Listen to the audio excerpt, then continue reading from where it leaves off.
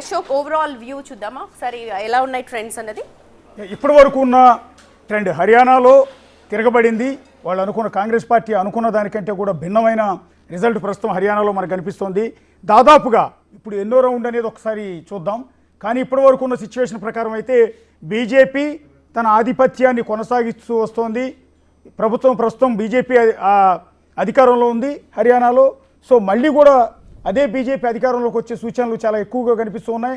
Magic figure దాటి 48 స్థానాల్లో ప్రస్తుతం లీడింగ్లో బీజేపీ కనిపిస్తుంది. ఏమాత్రం కూడా తగ్గట్లేదు. గత 4 రౌండ్ల నుంచి చూసినా కూడా 48 స్థానాల దగ్గర బీజేపీ స్థిరంగా ఉన్న నేపథ్యంలో బీజేపీ ఆధ్వర్యంలోనే మళ్ళీ ప్రభుత్వం ఏర్పడుతుంది అన్న ఆశలు ఆ పార్టీలో చాలా స్పష్టంగా కనిపిస్తున్నాయి. ఇక ఆల్రెడీ ప్రభుత్వాన్ని ఏర్పాటు చేసేసాము అనుకుని సంబరాలు కూడా చేసుకున్న కాంగ్రెస్ పార్టీలో కొంత నిరుత్సాహం.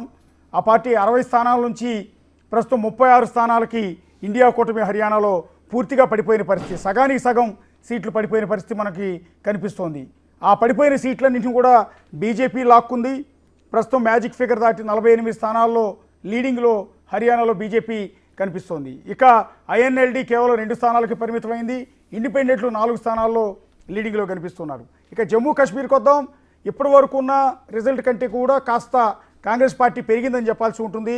కాంగ్రెస్ పార్టీ 48 స్థానాలకు పడిపోయింది అనుకున్న దశలో ఇండియా కూటమి 52 స్థానాలకు ఎగబాకింది. ఇదొక కాస్త ఆ కాంగ్రెస్ పార్టీ శ్రేణులకు కావచ్చు, అక్కడ ఉన్న నేషనల్ కాన్ఫరెన్స్ పార్టీకి కావచ్చు కాస్తంత ఉత్సాహాన్ని ఇచ్చే అంశం. ఎందుకంటే 50+ కనుక లేకపోతే, జమ్మూ కాశ్మీర్లో 50 కంటే ఎక్కువ సీట్లు కనుక సంపాదించలేకపోతే బీజేపీ ఆధ్వర్యంలోనే అక్కడ పార్టీ ప్రభుత్వం ఏర్పడే అవకాశం ఉంటుందంటూ కొద్దిసేపటి క్రితం కాంగ్రెస్ పార్టీ నేతలు కూడా చెప్పిన పరిస్థితి మనకు కనిపించింది. సో ఇలాంటి సిచ్యువేషన్లో ఇండియా కూటమి 52 స్థానాలకు ఎగబాకింది. బీజేపీ 28 స్థానాల నుంచి 26 స్థానాలకి పడిపోయింది. పీడీపీ 4 స్థానాల్లో అలా స్థిరంగా కనిపిస్తోంది. ఇక ఇండిపెండెంట్లు మొదట 12 మంది లీడింగ్లో ఉన్నారు, ఆ తర్వాత 10 మందికి పడిపోయారు. ప్రస్తుతం 8 మంది లీడింగ్లో కనిపిస్తున్నారు. ఇండిపెండెంట్ల బలం అనూహ్యంగా రౌండ్కి కూడా మారుతూ వస్తుంది. ప్రస్తుతానికైతే ఇప్పటి వరకు ఉన్న రిజల్ట్ ప్రకారం జమ్మూ కాశ్మీర్లో ఇండియా కూటమికి ఏమాత్రం కూడా డోకా లేదు, కాబట్టి అక్కడ సంబరాలు చేసుకోవచ్చు. హర్యానాలో మాత్రం కాంగ్రెస్ పార్టీకి అవకాశం లేనట్టుగానే కనిపిస్తోంది.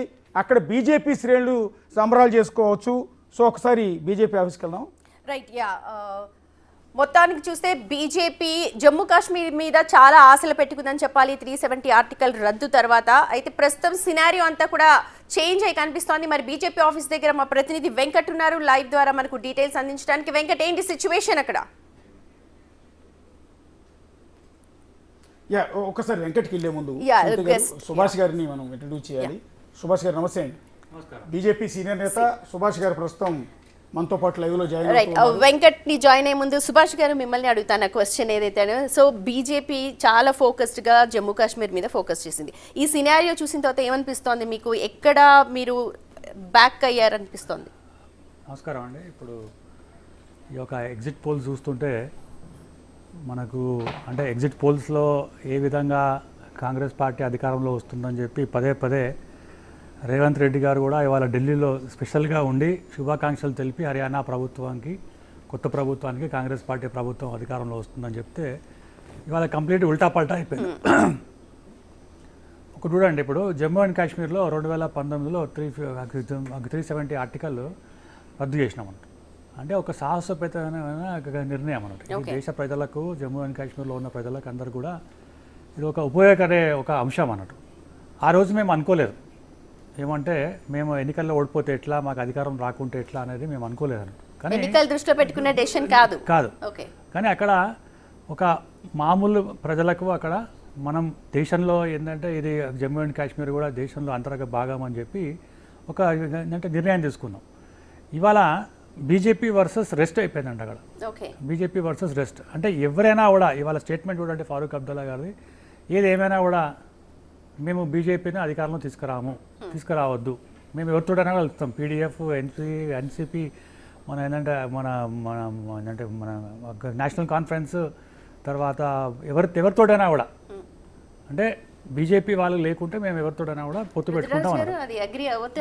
అది ఆ సిచ్యువేషన్ వస్తుంది అన్నట్టు. అంటే నిర్ణయాలు ఎట్లుంటాయంటే దేశం కోసం చేసిన నిర్ణయాలు మేము ఆ రోజు అనుకోలేదు, కానీ అయినా కూడా మాకు ఇటువంటి రిజల్ట్స్ వచ్చినా కూడా పర్లేదు, కానీ మేము చేయాలని చెప్పి చేసినాం అన్నట్టు. ఇవాళ మా వల్ల అయిన ఈ యొక్క అడ్వాంటేజ్ ఇవాళ పీడీపీకి కానీ లేకుంటే వేరే వాళ్ళకి కానీ వేరే పార్టీలకు కానీ అడ్వాంటేజ్ తీసుకుంటుంది అన్నట్టు.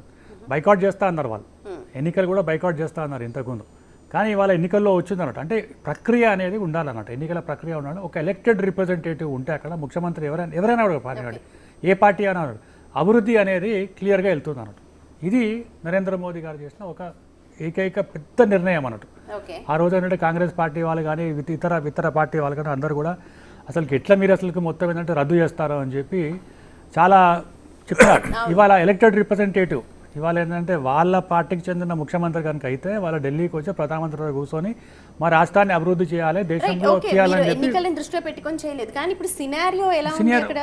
ఇప్పుడు సినారియో అండి, ఇప్పుడు ఒకటండి, ఇప్పుడు అక్కడ బీజేపీ వర్సెస్ రెస్ట్ అన్నప్పుడు చాలా డిఫరెంట్గా ఉంటుంది అన్నట్టు. మనం ఎంత చేసినా ఏం చేసినా కూడా ఇంకొక టర్మ్ అయిపోతే అక్కడ ఈ ఒక కొత్త ప్రభుత్వం ఏర్పాటు తర్వాత మాకు ఎంత అభివృద్ధి జరిగింది, పాత ప్రభుత్వం అంటే మన ఏంటంటే బీజేపీ ప్రభుత్వం ఉంటే ఎంత అభివృద్ధి చెందుతుంది అనేది ప్రజలు కూడా